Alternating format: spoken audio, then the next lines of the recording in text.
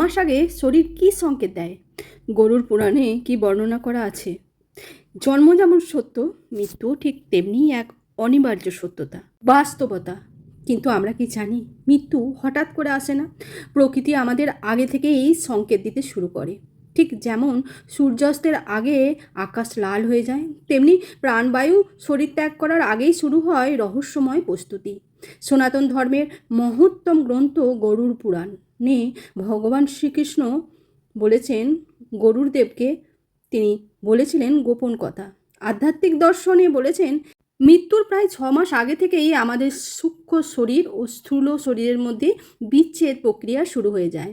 আজকের এই দীর্ঘ এবং জীবন পরিবর্তনকারী সমালোচনায় বা আলোচনায় আমরা জানব মৃত্যুর 6 মাস আগে থেকেই শরীর ও মনের মধ্যে কি কি পার্থক্য আসে, কিভাবে আমাদের পঞ্চভূত একে একে স্তব্ধ হতে শুরু করে, নাভি চক্রের ভূমিকা কী, এবং অন্তিম মুহূর্তে পরিবারের মানুষদের কি দায়িত্ব পালন করা উচিত।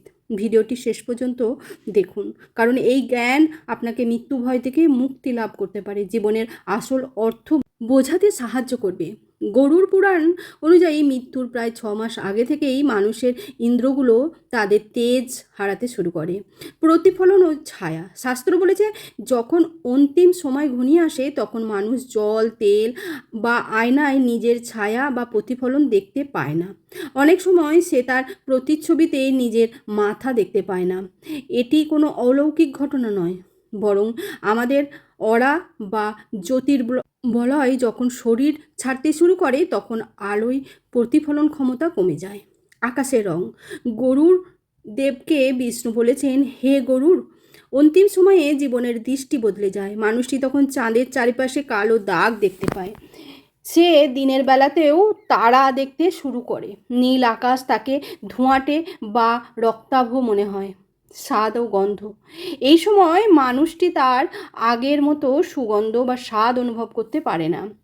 সেই এক অদ্ভুত গন্ধ পায় যা সাধারণত কেউ পায় না। আধ্যাত্মিক মতে এটি যমলোকের দূতদের আগমনের সংকেত। আমাদের এই শরীর 5টি উপাদানে তৈরি: ক্ষিতি মানে মাটি, অপ মানে জল, তেজ মানে অগ্নি, মরুত মানে বায়ু এবং ব্যায়াম মানে আকাশ। মৃত্যুর 6 মাস আগে থেকেই এই পঞ্চভূতের একে একে উল্টো যাত্রা বা বিসর্জন শুরু হয়ে যায়। ক্ষিতিতত্ত্বের বিলয়, শরীরের হাড় ও মাংস তাদের ভার সহ্য করার ক্ষমতা হারায়। মানুষটি নিজেকে খুব হালকা অনুভব করে অথবা মনে হয় সে মাটির নিচে দেবে যাচ্ছে। অপতত্ত্বের বিলয়, শরীরের জলীয় অংশ কমতে থাকে, জীব শুকিয়ে যায়, তৃষ্ণা কোনোভাবেই মেটে না। তেজ তত্ত্বের বিলয়, শরীরে স্বাভাবিক তাপমাত্রা কমতে শুরু করে, হাতের তালু এবং পায়ের তলা বরফের মতো ঠান্ডা হয়, পরিপাক ক্ষমতা বা জাঠরাগ্নি নিভে যায়, ফলে খাবার খাওয়ার ইচ্ছাও চলে যায়। মরুত বা ব্যায়াম তত্ত্বেও হলো শ্বাস প্রশ্বাস ছোট হয়ে আসে, মানুষটি হাঁপাতে থাকে, কানের পর্দা যেন বন্ধ হয়ে যায়, বাইরের শব্দ তার কাছে খুব দূর থেকে আসা গুঞ্জনের মতো মনে হয়। যোগশাস্ত্রে বলা হয়েছে আমাদের জীবনের উৎস আমাদের নাভিতে। মাতৃগর্ভে এই নাভি দিয়েই আমরা প্রথম খাদ্য ও প্রাণ পেয়েছিলাম। মৃত্যুর প্রস্তুতির সময়ও এই নাভি চক্র বা মণিপুর চক্রই প্রধান ভূমিকা পালন করে। মৃত্যুর কয়েক মাস আগে থেকেই আমাদের শরীরের প্রাণবায়ু হাত ও পা থেকে গুটিয়ে এসে নাভি কেন্দ্রে জমা হতে শুরু করে। এর ফলে মানুষের হাত ও পা অবশ হয়ে আসে। নাভি চক্র হলো আমাদের লাইফ এনার্জি রিভার্স। যখন এই চক্রটি কাঁপতে শুরু করে তখন মানুষের ভিতরে এক অস্থিরতা অনুভব করে। যাদের সাধনা প্রবল তারাই এই কম্পন বুঝতে পারে এবং বুঝতে পারেন যে তাদের এই শরীরের মেয়াদ শেষ হয়ে আসছে। প্রাণ যখন নাভি থেকে হৃদয়ে এবং হৃদয় থেকে মস্তিষ্কের দিকে যাত্রা করে তখনই মানুষটির মধ্যে এক ধরনের দিব্য শক্তি ও গভীর অবসাদ দেখা দেয়। শরীর যখন ক্লান্ত হয় তখন অবচেতন মন সক্রিয় হয়ে ওঠে। গরুর পুরাণে বলেছেন মৃত্যুর কয়েক মাস আগে থেকেই মানুষ স্বপ্নে তার মৃত আত্মীয় স্বজন বা পূর্বপুরুষদের দেখতে শুরু করে। তারা স্বপ্নে এসে মানুষটিকে কোথাও নিয়ে যাবার কথা বলে। কখনো সে নিজেকে একটি অন্ধকার সুড়ঙ্গে একা হাঁটতে দেখে, কখনো বা এক বিশাল মরুভূমিতে পথ হারিয়ে ফেলে। এই স্বপ্নগুলো আসলে আত্মার প্রস্তুতির অংশ হয়ে যায়। আত্মা বুঝতে শুরু করে যে তাকে এই ঘর ছেড়ে এবার এক নতুন ঠিকানায় যেতে হবে। এই সময় মানুষটি মাঝে মাঝে একা কথা বলতে শুরু করে, যেন সে চোখের সামনে এমন কাউকে দেখছে যা অন্যরা দেখতে পাচ্ছে না। একদম শেষ কয়েকদিন বা কয়েক ঘন্টা আগে মানুষ কি অনুভব করে? শাস্ত্র বলছে এই সময় মানুষটির কণ্ঠ রুদ্ধ হয়ে যায়, সে কিছু বলতে চায় কিন্তু পারে না। বিষ্ণু বলছেন, হে গরুর, যাদের কর্ম অত্যন্ত কলুষিত তারা দুই ভয়ঙ্কর যমদূতকে দেখতে পায়। যাদের গায়ের রং আগুনের শিখার মতো কালো, তাদের দেখে মানুষটি ভয়ে বিছানায় মলমূত্র ত্যাগ করে ফেলে। কিন্তু যারা পরম বৈষ্ণব বা পুণ্যবান, তাদের সামনে আসে শঙ্খ, চক্র, গদা পদাধারী বিষ্ণুদূত।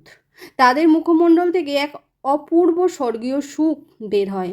সেই পুণ্যবান আত্মা যখন সানন্দে শরীর ত্যাগ করে, মৃত্যুর ঠিক আগে প্রতিটি মানুষ তার সারা জীবনের স্মৃতি একটি চলচ্চিত্রের মতো চোখের সামনে দেখতে পায়। একেই বলা হয় জীবন সমীক্ষা।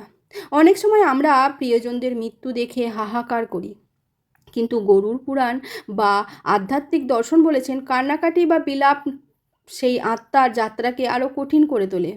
পরিবারের সদস্যদের যা করা উচিত: 1 নম্বর হচ্ছে গঙ্গাজল ও তুলসী। মৃত্যুর শেষ মুহূর্তে মুখে গঙ্গাজল ও তুলসী পাতা দেওয়া উচিত। গঙ্গাজল আত্মার পবিত্রতা রক্ষা করে। 2 নম্বর হচ্ছে গীতা বা মন্ত্রপাঠ। ঘরের পরিবেশ শান্ত রাখুন। গীতা আর 8ম অধ্যায় ওম নমো ভগবতে বাসুদেবায় মন্ত্রটি জপ করুন। এই শব্দ তরঙ্গ আত্মার শান্তি বজায় রাখে। 3 নম্বর হচ্ছে দান ও ধ্যান। যদি সম্ভব হয় সেই ব্যক্তির হাত দিয়ে অন্ন, বস্ত্র বা তিল দান করান। এটি তার পরলোকের পথকে সহজ করবে। ক্ষমা প্রার্থনা, তাকে আশ্বস্ত করুন যে তার কোনো কাজ অসমাপ্ত নেই। তাকে মুক্ত হতে সাহায্য করুন।